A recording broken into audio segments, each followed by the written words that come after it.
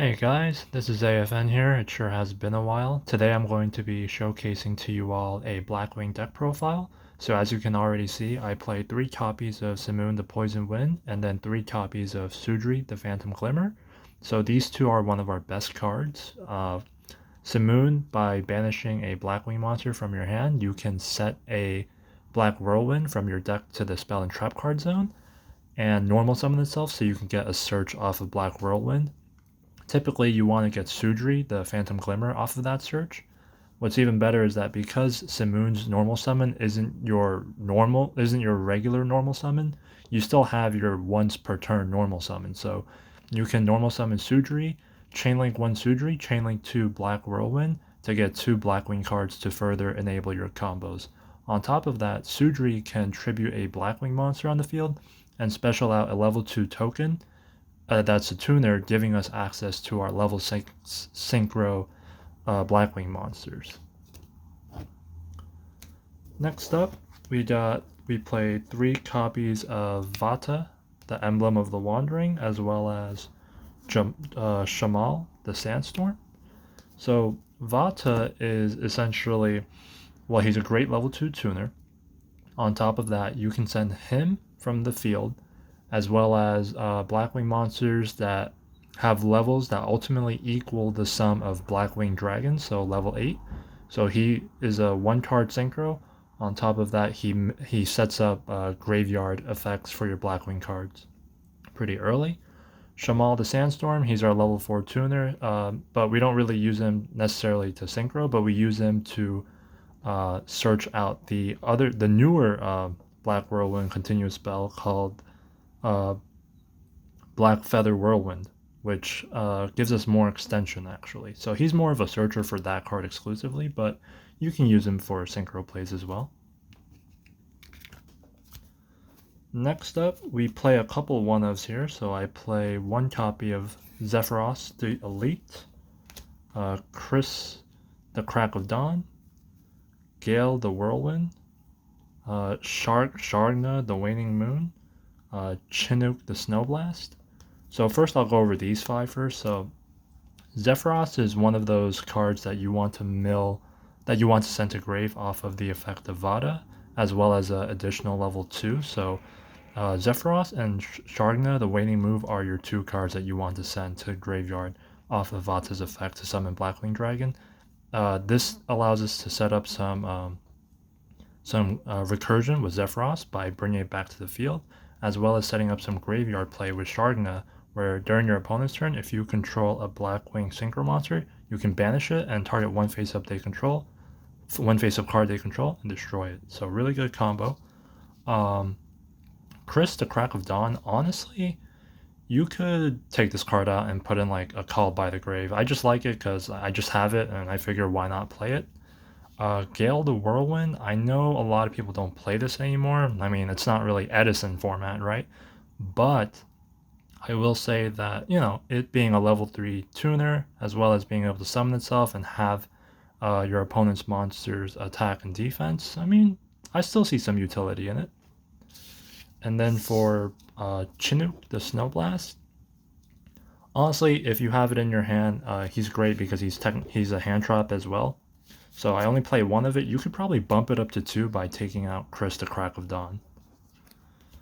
Next, for our remaining one-ofs, we play 1 copy of Blackwing Harmattan the Dust, Orochi the Squall, as well as Assault Synchron. So Harmattan is a level 2.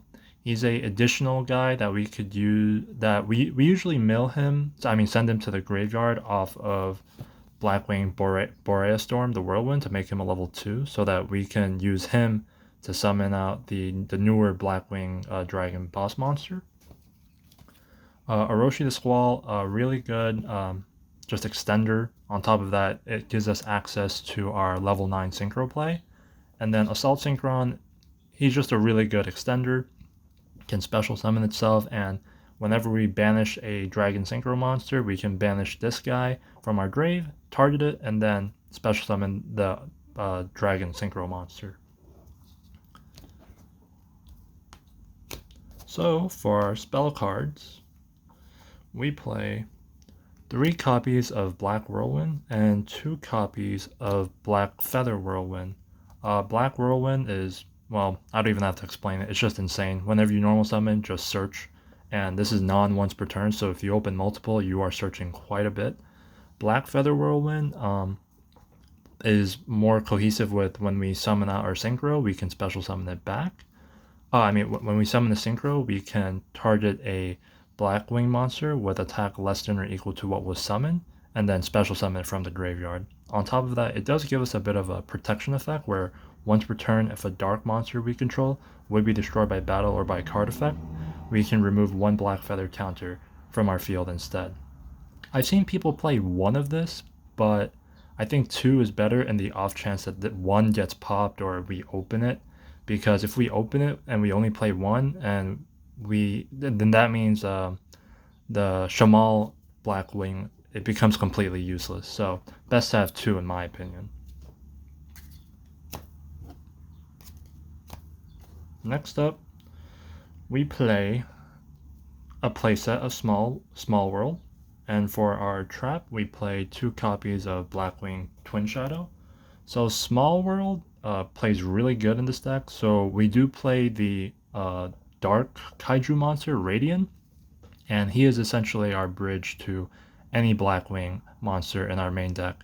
So this is a good card for consistency as well as thinning out our deck. Blackwing Twin Shadow, it's essentially it enables us to summon out the new Blackwing Full Armor Master, I believe. On top of that, if we control 2 or more Blackwing monsters, we can activate this from our hand, so we don't even have to wait a turn after setting it. And then for our non-engine. So for non-engine guys, honestly, I just play with whatever I have, so you can just switch it around because I know the formats change all the time. So we play 3 Book of Moon, 3 Veiler, as well as 3 Ghost Bell and Haunted Mansion. So honestly, this is just what I have in my bulk, so I'm just using it. You could switch this out for like Ash Blossom, Imperm, Veiler, Triple Tack, whatever. So this is all up to you. Doesn't matter.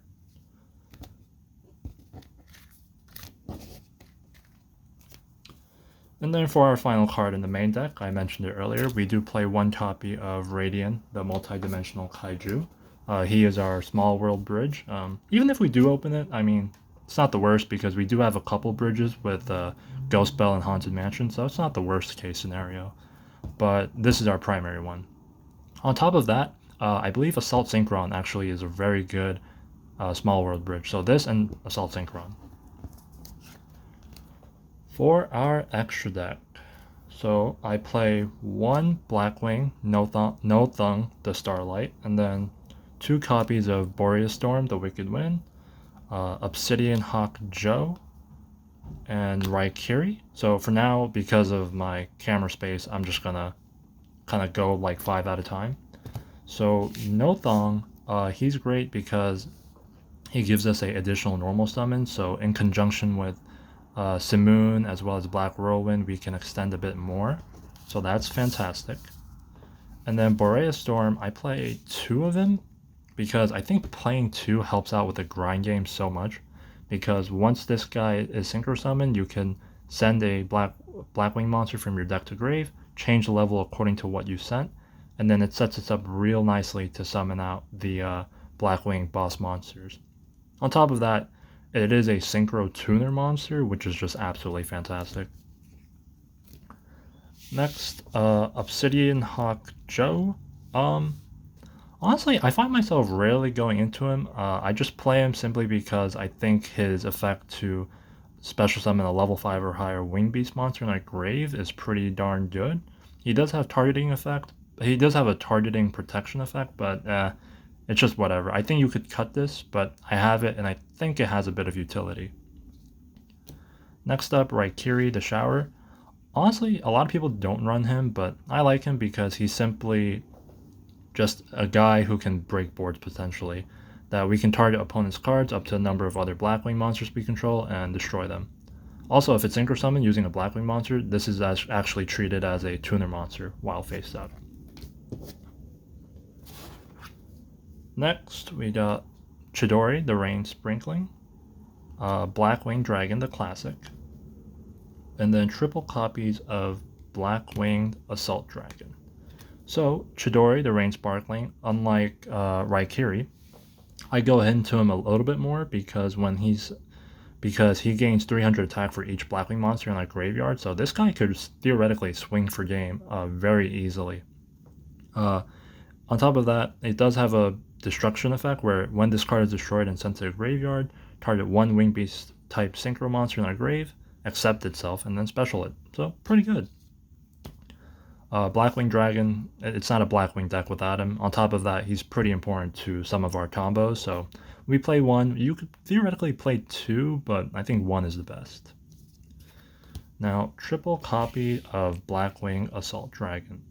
I love this card. There's a combo where you can summon all three of him turn one, so every time your opponent activates a monster effect, because each one inflicts 700 damage per activation, you're inflicting to your opponent 2100 life point damage, which is absolutely insane. It's like play 4 monster effects and then GG fam. On top of that, it also gains a feather counter every time it inflicts damage to your opponent. And once it has 4 or more feather counters, we can tribute this card and destroy all cards on the field. On top of that, since we play Assault Synchron, if we tribute it, we can activate Assault Synchron and then special this right back. So, really good boss monster. I love Blackwings. They're awesome. And then we got a bit more. We play 2 copies of Blackwing Full Armor Master. So I love this card because it's unaffected by other card effects, and each time an opponent monster effect is activated, we play 1 wedge counter on that card after it resolves. And then during our turn, once per turn, we can take control of 1 monster that our opponent has a wedge counter on. And then during our end phase, we can destroy all monsters on the field that have a wedge counter. So board wipe, change of heart type card, really good boss monster. I love it. And then for our non-Blackwing Synchro monsters, we play Beelzy, as well as Draco Berserker, and Hot Red Dragon Abyss. So Beelzy, as you can read its effect, it can't be destroyed by battle or by card effects, and whenever we do take damage, this card gains attack equal to the damage we took. So this guy is hard to out. On top of that, gains a bunch of attack. Pretty good. I like him as a Synchro. And then Draco Berserker of the Tenny. He's another one of our level 8 Synchro monsters where if we just need some spot removal, when our opponent activates a monster effect, we can banish it. On top of that, if this card battles an effect monster, destroys an effect monster and sends it to the grave, it gains attack equal to the monster's original attack and can attack again. So these two are more win more cards, but the good thing about Draco Berserker is his, once again, spot removal. Now, Hot Red Dragon Archfiend Abyss. It's a level 9, but we do play Orochi the Squall, which is a level 1 Synchro which is a level 1 tuner monster. So you use him as a tuner and Blackwing Dragon to summon out this guy. And having said that, that concludes our Blackwing deck profile. I hope you guys enjoyed it and have a great day.